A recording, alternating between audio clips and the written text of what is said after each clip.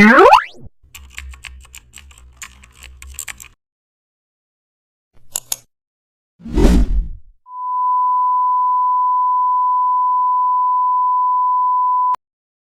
back to the channel, and don't forget to like, share and subscribe for more updates.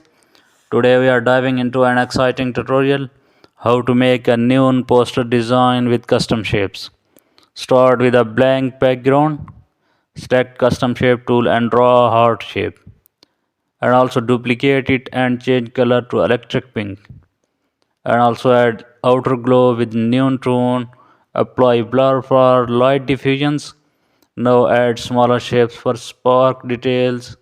Now type your title text below in glowing fonts.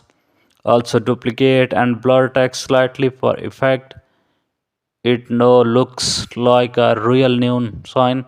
Custom shape tool gives a perfect control for glowing outlines. Thanks for watching.